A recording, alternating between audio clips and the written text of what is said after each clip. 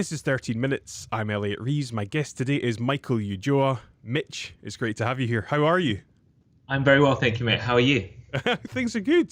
Things are good. I have to say, I've said this a couple of times. These conversations are keeping my mental health in check, I think.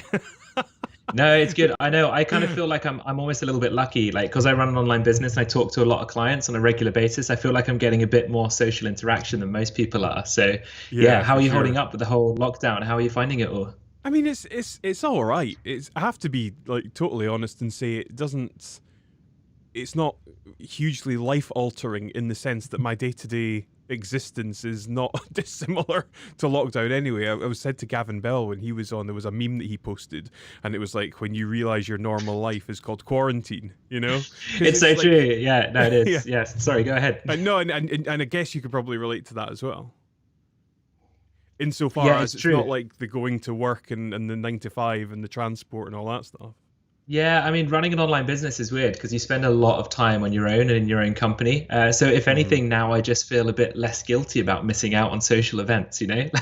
Like it's kind of given me yeah, it's allowed me to be a bit more work focused without the guilt. So yeah, I mean, it's going okay. It sucks. Like I'd rather not be in lockdown and be able to For go out for sure. coffee and food and see friends, but Yeah, yeah, exactly. it's not going too badly.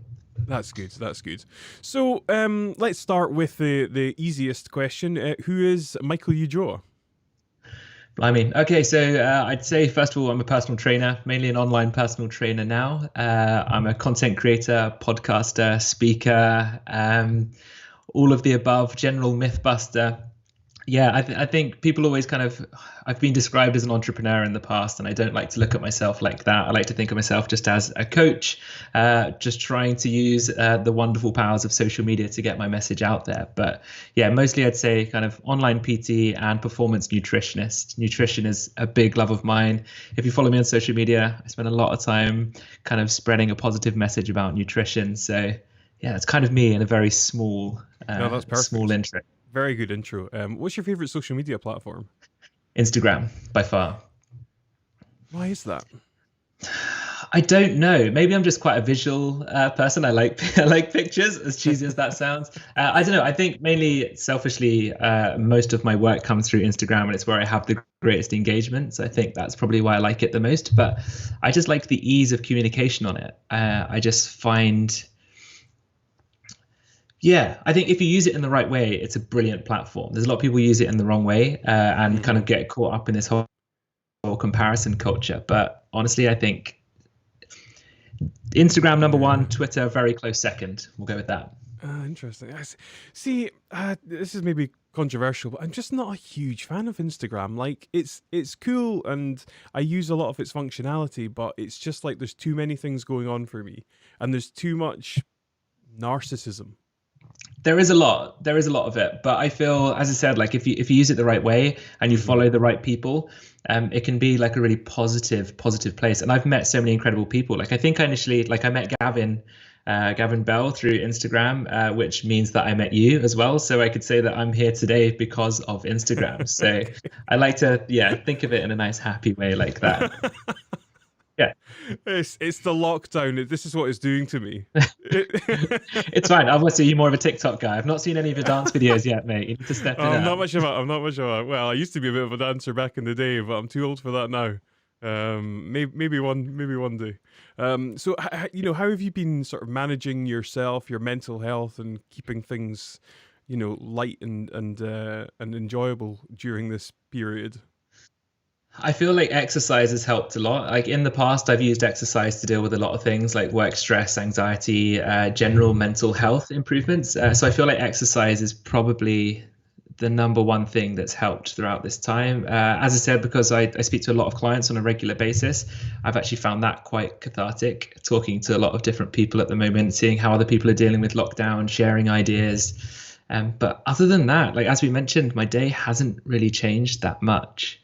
I was still doing a little bit of in-person personal training before this all happened, but Hmm. it's kind of just given me the little nudge that I needed to make a 90% online business into a 100% online business. And things seem to be thriving, actually. It seems to be going Well, quite well. was that always the vision then? I always like doing in-person coaching because I like people. I like hanging out with people and coaching people the practices of kind of lifting weights, and I like that one-to-one interaction there. But yeah, I always knew that online PT or an online business was going to be my eventual goal. So I'm not to say that I'll never go back into doing in the gym work. I think I Yeah. will very, very occasionally. But yeah, I almost feel a little bit bad because I know that a lot of personal trainers right now who work completely in the gym are struggling with kind of not being able to see their clients, not being able to work at the moment. But Hmm. I just feel like there's a lot of potential for coaches. There's a lot of potential for personal trainers right now for expanding their business in a way that they probably didn't think about before. Yeah. Yeah, I have to say, it's really interesting. It's like the two extremes that some people are suffering, immensely, and other people are really thriving. Yeah. Yeah, it's tough. Like I've spoken to so many coaches over the last few weeks, and I've tried to help them out as much as possible and give people tips on how to set themselves up online. And Hmm. yeah, the flexibility the online coaching provides is amazing. It's just getting started can be a bit of a slog, and finding your feet with different platforms and finding different ways, because it's a completely different way of coaching clients. I'm sure kind of like life coaches and general lifestyle coaches will feel exactly the same way. When you're doing things virtually, it can be a little bit more difficult to create that kind of connection with people. But if you do it right, I think there is the potential for you to do really well in it. How do you go about forging relationships with people online? I know.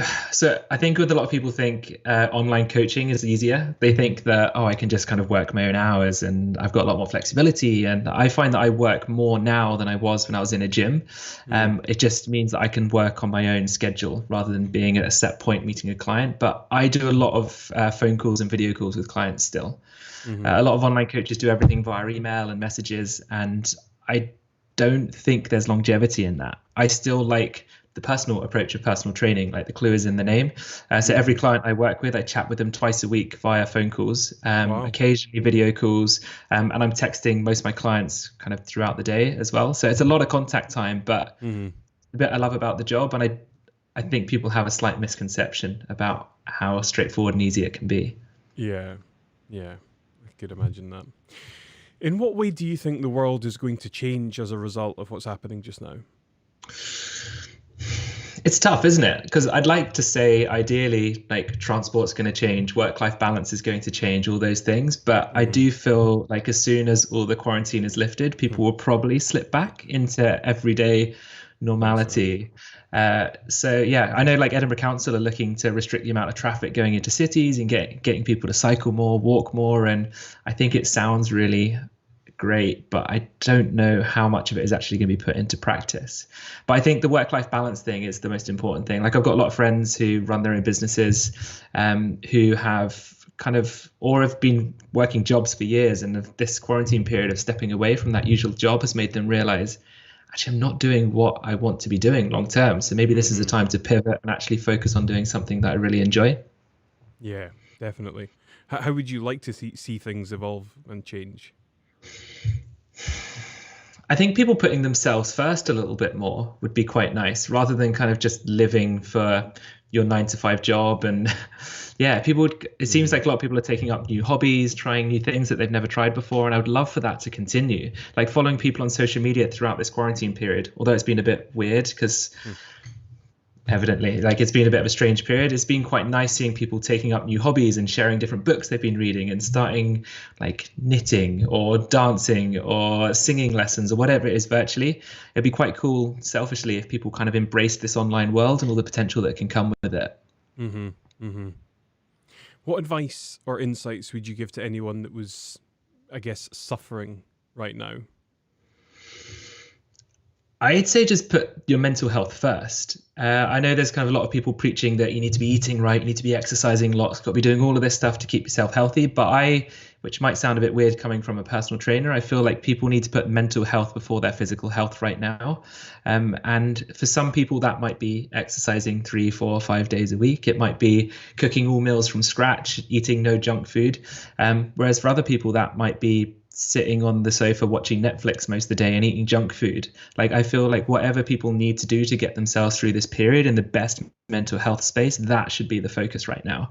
And I wish that more personal trainers were preaching that message. The amount of times I see kind of trainers putting up their daily schedules of like, up at 6 for yoga, stretching session at 7 after yoga. Like, it's just not realistic. Like, you just need to be telling people, do what you can, get through this period, and then when this is all over, that's when you can start focusing on the things that you might have had to have neglected throughout this time. Yeah. I have to say, I'm put my hands up, and like, my diet has been pretty shocking over the past couple of weeks, I would say. Pretty bad. So Yeah, I think any tips on improving that? Yeah, I think it's just small changes. I think rather than kind of trying to change everything at once, just focus on, like, if you find that your day's eating is really bad right now, let's say, even if you just thought like, right, one meal a day, I'm going to really focus on getting kind of a good amount of vegetables, a good protein source or whatever in there, and doing that. And then just maybe looking at points of your life that are maybe having a negative impact on you, like social media. As much as I preach about social media being amazing and you can learn so much and share your skills, like, if you find that going on Instagram and Facebook and Twitter is just leaving you feeling miserable and puts you in absolute life tilt. Yeah, exactly. So if you find that that's really bad for you at the moment, then distance yourself from it. Just do what you've got to do throughout this time. Good advice, man. Appreciated. Where can people find you? Instagram, obviously. Mainly Instagram. Yeah, so mainly Instagram. Twitter and Facebook are the other platforms I tend to use the most. So it's just at Michael Ulloa PT. And yeah, so I do online personal training. I also run a subscription service at the moment as well, which I'm running kind of 3 live workout classes a week. I'm getting yoga teachers coming in, doing live yoga classes for all my subscribers too, sharing nutrition advice, recipe books. So getfitwithmichael.com, you can find that, or just my name, michaelulloa.com. You can find everything about me there as well. Yeah, good stuff, man. Just the comments coming, it's funny. Paddy Hunter said bag of Haribo for breakfast. not far off. Do you know what? So I'm always kind of posting about the junk food that I eat occasionally too, because I always kind of like to preach balance and the fact that I don't just eat this perfect diet because I'm a personal trainer. Like, I was eating bourbons last night, celebrating finishing an online test for the nutrition course that I'm doing, and I preach about Haribo being a great post-workout snack. So yeah, Haribo all round. Excellent. Well, my man, I'll let you get back to your day. It's been an absolute pleasure speaking with you. Please stay safe, and I look forward to coffeeing it up once this is all over. Absolutely. Thanks so much for having me, mate. I look forward to seeing you soon. It's a pleasure. Cheers, Mitch.